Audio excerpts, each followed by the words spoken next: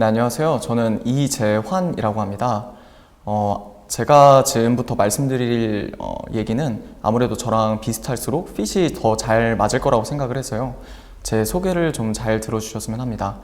일단 저는 서울 소재 4년제 대학을 나왔고요. 전공은 중문학과 경영학을 복수 전공했습니다. 일단 제 성격은 리아색 모형으로 따지면 EC형이고 빅5로 따지면은 정서적 안정성과 이제 성실성이 높은 편이고, MBTI로 얘기하면은 INTJ인데요. 수험 기간에는 요컨대 이제 저는 남들보다 스트레스 저항력이 높고 루틴한 일상을 보다 좀 잘 견디는 편이에요.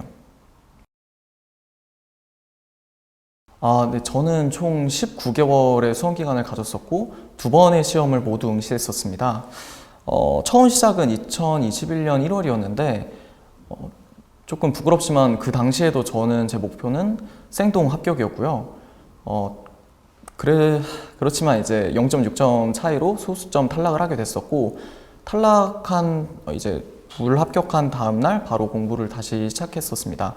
그리고 1기부터 주말반 실강을 들었었고, 저는 또 혜선쌤 캠스터디 일원이었기 때문에 평일에 좀 공부할 시간을 많이 확보하는 게 중요하다고 생각해서 그렇게 수강했었습니다. 그 질문을 저도 이제 수험생분들, 진입하시는 분들한테 특히 좀 많이 들었었는데, 제가 이제 복수전공생으로 말씀을 드리자면 이 학부라는 게 좀 여러 가지 트랙이 있잖아요. 저만 하더라도 좀 회계 쪽 트랙을 많이 탔었거든요. 오히려 인사관리 자체는 전공 필수 하나만 듣고 들어왔기 때문에 제가 법학과는 아니어서 그쪽에 대해서는 말씀드리기가 어렵지만, 경영학부라고 해서 대단히 유리하거나 그런 건 아니기 때문에 그런 걱정은 안 하셔도 될 것 같습니다. 물론 1차 정도는 좀 유리할 수 있습니다. 네, 일단 단권화에 대해서 많이들 여쭤보시는데, 제가 생각하는 단권화는 많은 책의 내용을 한 권에 정리하는 거라고 생각을 해요. 저도 이건 유튜브에서 본 건데, 우리의 뇌는 어떤 텍스트를 볼 때 그거를 텍스트로 인식하는 것이 아니라 일정한 이미지로 인식한다고 합니다.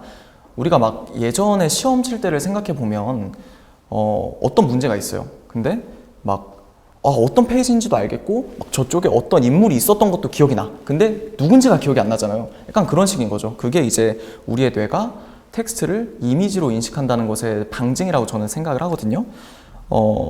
그래서 우리는 한 권을 여러 번 돌리는 것이 우리의 수험에 절대적으로 유리합니다. 그래서 단권화는 어떻게 하는 것이냐?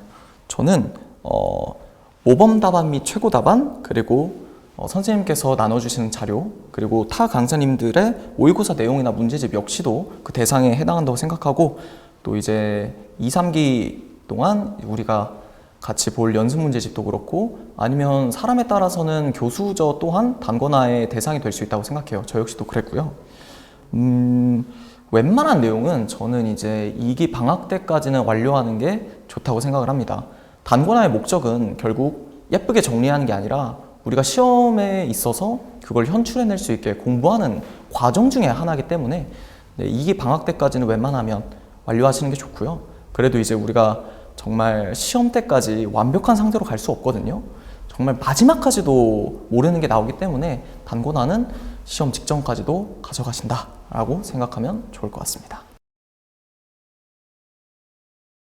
형광펜 치는 내용 자체는 제가 이제 혜선쌤 카페에 올려두었고요. 왜냐면 제가 이거를 어디까지 올라갈지 모르겠어서 그 부분은 양해를 좀 부탁드립니다. 그리고 브랜드 관련해서 제가 말씀드릴 게 있는데, 저는 다이소에서 5개들이 2,000원짜리 주로 썼거든요. 중요한 건 어떤 브랜드를 쓰는가 보다는 무조건 연한 파스텔 톤인지가 저는 좀 중요했었습니다. 그리고 5개들이에서 좀 색상이 부족한 건 상표를 직접적으로 말씀드려도 되는지 모르겠어서 그 Z사 있잖아요. 그 얼룩말, 거기에 이제 마일드 라이너라는 제품이 있는데 저는 그거를 좀 많이 추천드립니다. 네, 특히나 생동차처럼 구력이 좀 짧으신 분들은 정말 적극적으로 추천드리는 편이에요. 그 과정에 있어서 저도 좀 통화 스터디도 구할 수 있었고, 되게 선생님께서 좋은 말씀을 많이 해주시기 때문에 거기서 정신을 차려지는 것도 있고요. 네, 저는 꼭 정말 강력하게 추천드립니다.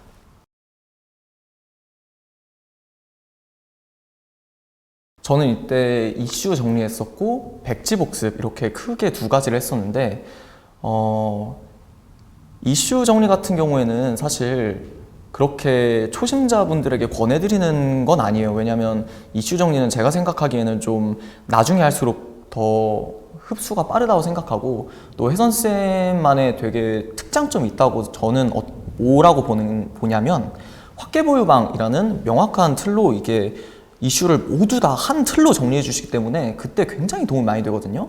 근데 저 같은 경우에는 이제 이미 처음 공부를 시작하고 시험을 봤을 때도 이미 제 생각에는 어느 정도 일정 수준에 제가 만족할 만한 수준에 이르렀다 생각을 했었고 저는 남들과는 차별화된 답안을 쓰는 게 이번 22년 공부에 정말 인사의 단 하나의 목표였기 때문에 좀 일찍 준비를 했었습니다. 제가 자신만의 서브노트 만드는 거에 대해서 개인적으로는 그렇게 권해드리지 않고 저 역시도 그런 적이 없었는데 이슈 하나만큼은 저는 서론, 브릿지, 결론 모든 게 좀 총망라된 노트가 하나 있긴 했어요.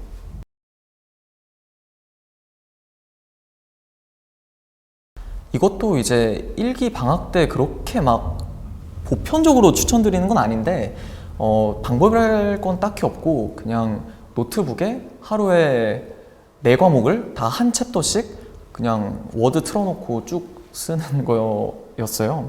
이게 굉장히 고통스럽고 힘든 과정이지만 우리 시험은 어떤 걸 누가 더 많이 하냐 이게 중요한 게 아니라 누가 더 물어본 걸 정확히 많이 현출해내냐 이것이 저희의 당락을 좌우한다고 생각하기 때문에 고통스러워도 저한테는 굉장히 필요한 과정이었다고 생각을 합니다.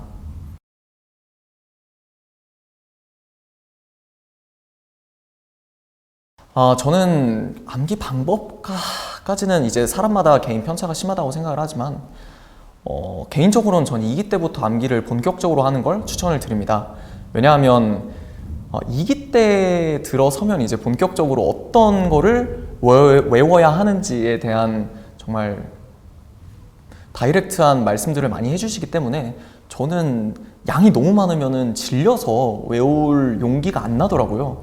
그리고 2기를 또 그때부터 해야 되는 제가 생각하는 이유는 이해가 수반됐을 때 암기가 비로소 더 가능하다고 생각을 해요.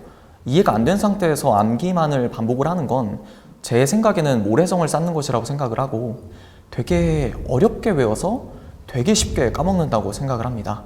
그래서 저는 2기 때부터 추천을 드리고 구체적으로는 두 문자를 활용하는 방법과 어떤 제도가 있을 때 그 특징을 이해해서 장단점을 외우는 방식이 있습니다.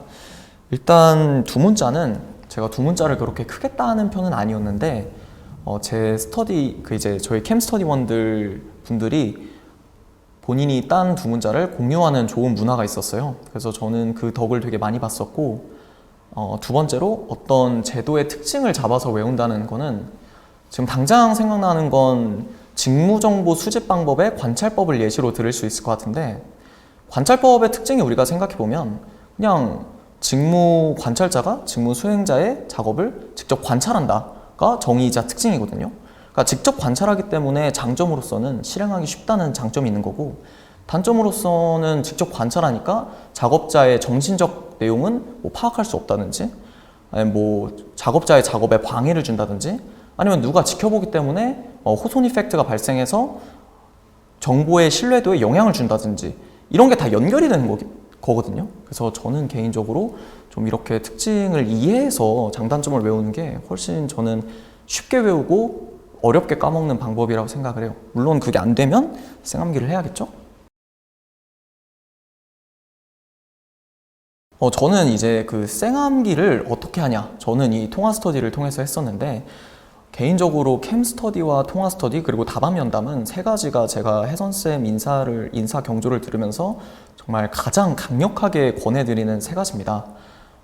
통화 스터디는 어떤 방식으로 저는 진행을 했냐면 하루에 한 챕터에서 2개의 주제를 골라서 랜덤으로 그래서 2명이서 전화를 하면서 아무것도 보지 않은 상태에서 이제 머릿속에서 꺼내는 건데, 우리 시험이 논술형 시험이기 때문에 손목에 무리가 되게 많이 가요. 그렇기 때문에 저도 아까 전에 백지복습을 노트북으로 하는 거였고, 통화 스터디도 중요하다고 하는 게 다 그 연장선상의 얘기인데, 그렇기 때문에 통화 스터디는 굉장히 필요하고, 어떻게 구하냐? 라는 질문도 저는 몇 번 받았었는데, 카페에서 구하시는 것도 좋고, 저는 저의 경험을 말씀드리면 저는 항상 앞에 앉았었거든요.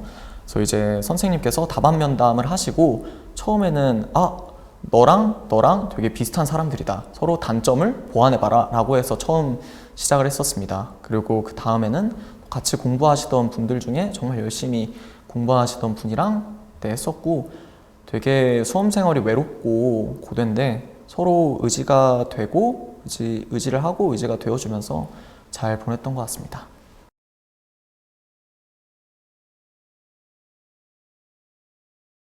연습 문제집은 저는 생동이냐 생류 이상이냐에 따라 좀 다를 것 같은데, 본인이 이제 공부할 시간이 너무 부족해서 아직 서브노트에 다 그 단권화를 하지 못했다, 그러면 서브노트에 부랴부랴 단권화를 하는 것보다는 저는 오히려 그냥 연습 문제집을 달달달 외우는 게 효과적이라고 생각을 해요. 저도 그래서 처음 시작 때 인사 같은 경우는 꽤 높은 점수를 받았었고요. 다만 이제 이미 서브노트에 단권화가 되어 있는 분들이라면 저는 연습 문제집보다는 계속 보셨던 서브노트에 단권화를 지속적으로 하는 걸 오히려 더 권해드립니다. 물론 양도 많고 많이 치이겠지만 그게 저는 되게 필요한 과정이었다고 생각을 해요. 물론 연습 문제집에만 있는 내용도 있고 보다 되게 컴팩트하고 필요한 내용만 있기 때문에 그것도 서브노트에 단권화를 해 놓으셔야겠죠?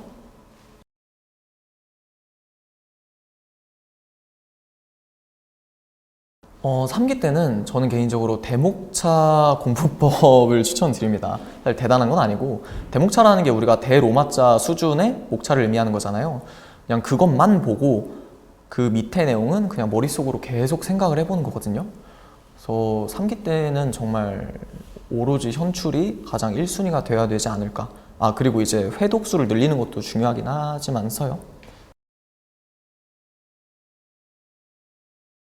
저는 하루 4과목 4일 1회독으로 꾸준하게 갔어요. 저는 개인적으로 회독수가 많다고, 절대적으로 많다고 해서 그게 절대적으로 좋다고 생각 안 하거든요. 왜냐면 너무 빠르게 읽으면 방금 읽었던 건데 책장을 덮으면 기억이 안 나. 그게 진정한 공부라고 저는 생각을 하지 않아요. 그래서 저는 기수마다, 각 순환마다 이제 회독의 정의가 다르다고 생각을 하는데, 0기 때는 차분히 꼼꼼하게 읽는 게 회독이라고 생각을 하고요. 1기 때는 저는 이제 버릴 걸 버리는 과정이다 라고 생각을 하고, 2기 때는 이제 정말 시험에 쓸 문장들을 골라내는, 그걸 외우는 과정이고, 3기 때는 우리가 정말 많은 양을 공부하기 때문에 밑 빠진 독에 물을 붓는 거예요, 사실. 3기 때 우리가 목표해야 될 건 밑 빠진 독에서 빠지는 물보다 더 많은 물을 빠르게 집어넣어 줘야 된다라고 생각을 했기 때문에 3기 때는 그래도 좀 회독수를 늘리는 게 중요하다라고 생각을 합니다. 실시험에서 너무 떨릴 거라는 건 저도 굉장히 공감을 해요. 저 역시도 그랬으니까. 저도 처음 시험을 쳤을 때는 너무 떨려서 청심환을 단 한 번도 먹어본 적이 없다가 그때 처음 먹어보고, 제가 처음에 공부할 때는 법학에 대한 이해가 좀 낮은 편이었는데 하필이면 우리 시험이 1교시가 법학이거든요. 그래서 안 그래도 못하는데 머리도 멍하니까 이게 법학 점수랑 경영 점수랑 저는 굉장히 차이가 많이 났어요. 그래서 미리미리 파이널 모의고사 때 본인의 몸을 테스트해 보는 걸 추천을 드립니다. 생활 패턴에 관련해서는 캠스터디를 들으시면 사실 생활 패턴을 걱정하실 필요가 없는 게, 혜선쌤 캠스터디가 오전 8시부터 오후 10시까지이기 때문에 맞춰줘요, 강제적으로. 그래서 생활 패턴에 대해서 저는 크게 걱정, 고민한 적은 없었고, 또 무엇보다 우리 시험이 아침에 치는 거기 때문에 개인마다 편차는 있겠지만 저는 아침에 깨어있는 뇌를 만드는 게 되게 중요하다고 생각을 해요. 그래서 월요일에는 모의고사 리뷰를 했고 틀린 부분은 복습을 했고 최고 답안과 모답을 참고를 했고 또 이제 나머지는 다 4일 1회독이 저의 스케줄이었으니까 그렇게 했고 웬만하면 금요일 날은 모의고사 준비에 전념을 했습니다. 그러니까 웬만하면 일주일에 거의 2회독을 한 거죠.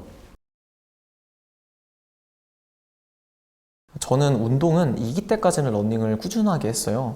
왜냐면 정말 생동이신 분들은 사실 운동할 시간에 공부를 하셔야 되는 게 좀 더 맞다고 저는 생각을 하거든요.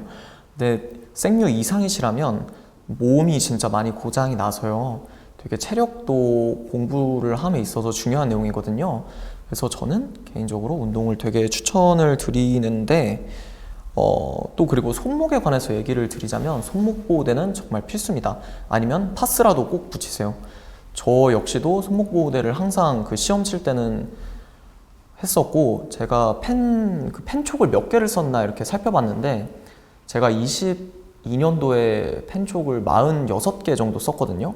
그러니까 손목이 나만하질 않아서 저는 시험 끝나고 2주 동안 그 집게를 거의 못 쓸 정도로 손목이 망가져 있는 상태였기 때문에 미리미리 좀 준비를 하셨으면 좋겠습니다. 저는 커피는 개인적으로 되게 과유불급이라고 생각을 해요. 적게 마실 수 있으면 적게 마시는 게 좋다고 생각하고 그래서 잠을 충분히 자는 게 되게 중요하다고 생각을 하는데 원래는 저는 점심이랑 저녁 식사 후에 보통 마셨는데 나중 가니까 이게 몸이 되게 예민해져가지고 저녁 식사 후에 마시면은 제가 잠을 못 자서 그래서 아침과 점심에 에스프레소 한 잔 정도 마셨습니다. 왜 여쭤보시는지는 알 것 같아요. 왜냐면 되게 저도 충분히 외우지 못해서 시험을 보기 싫다는 마음은 저도 10분 공감하는데 저는 그럼에도 불구하고 무조건 봐야 된다고 생각을 하고요. 왜냐면 그걸 토대로 답안 면담을 진행할 수 있으니까요. 그리고 자신이 어떤 점이 부족한지는 풀어봐야 안다고 생각을 해요. 그리고 저는 무력감을 너무 싫어하는 사람이었어서 제가 충분히 준비하지 못한 주제가 나왔을 때 그 씁쓸함과 무력감을 곱씹으면서 다시는 이런 감정을 느끼지 않겠다고 이를 갈았기 때문에 저는 그런 측면에서도 모의고사는 꼭 보셔야 된다고 생각을 합니다. 저는 개인적으로 특별한 준비 방법이 있었다기보다는 제가 말씀드리고 싶은 건 모의고사를 이미 나온 주제라고 해서 절대 회독을 할 때 제끼지 않으셨으면 좋겠어요. 왜냐면 우리의 목표는 모의고사가 아니라 사실 결국에는 9월에 있는 우리가 2차 시험을 준비하는 것이기 때문에 그래서 꼭 제끼지 말고 다 공부를 하셨으면 좋겠습니다. 그리고 가독성 측면에서는 저는 2과일식으로 쓰는 게 중요하다고 생각을 하고 가독성을 위해서 꺽쇠 처리하는 것도 저는 키워드에 꺽쇠 처리하는 것도 되게 좋은 전략이라고 생각을 하고 문장 길이는 웬만하면 짧게 쓰시는 편이 좋습니다. 읽다 보면 이제 교수님들이 읽으시는데 읽다 보면 좀 너무 길면 좀 어렵거든요, 읽기가. 네, 그리고 서론은 웬만하면 이제 주제들을 관통할 수 있는 서론을 쓰는 게 좋고 저는 특히 인사 같은 경우 1문이 굉장히 중요하기 때문에 1문에 있어서는 저는 서론 한 페이지 써도 전혀 무방하다고 생각을 해요.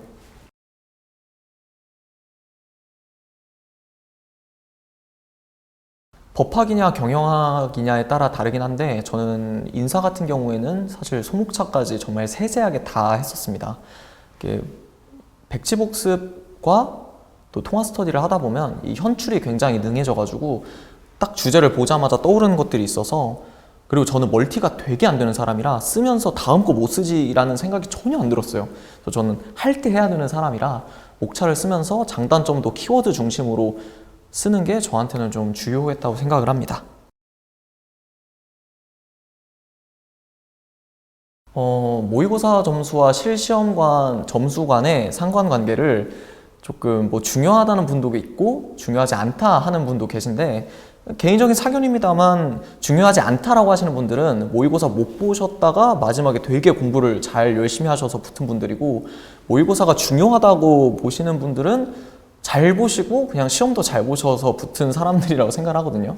저는 개인적으로 막 직접적인 상관관계가 인과관계는 아니지만 유의미한 상관관계가 있다라고 생각을 하긴 하지만 저는 생동차 분들은 모의고사 점수 전혀 신경 안 쓰셔도 될 것 같아요. 왜냐면 실시험은 열심히 준비하신 분들은 오히려 저는 잘 나오는 편이라고 생각을 하고 X축을 이제 시간으로 보고 Y축을 우리가 성과라고 생각을 했을 때 시험에 합격하기 위해서는 이런 급격한 그래프를 그리는 게 되게 중요하다고 생각을 하거든요. 그 전에는 시험 좀 못 보면 어때요? 그냥 계속 기초를 쌓아가는 게 오히려 더 중요하거든요. 결국에 우리가 진짜 목표시하고 중요시해야 될 건 실제 2차 시험이다 라는 점을 꼭 생각을 하셨으면 좋겠습니다. 물론 조금 구력이 되신 분들은 모의고사 점수도 욕심을 내시면 좋겠죠?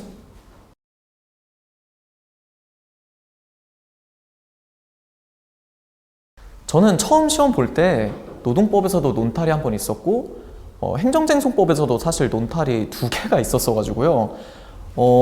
그래서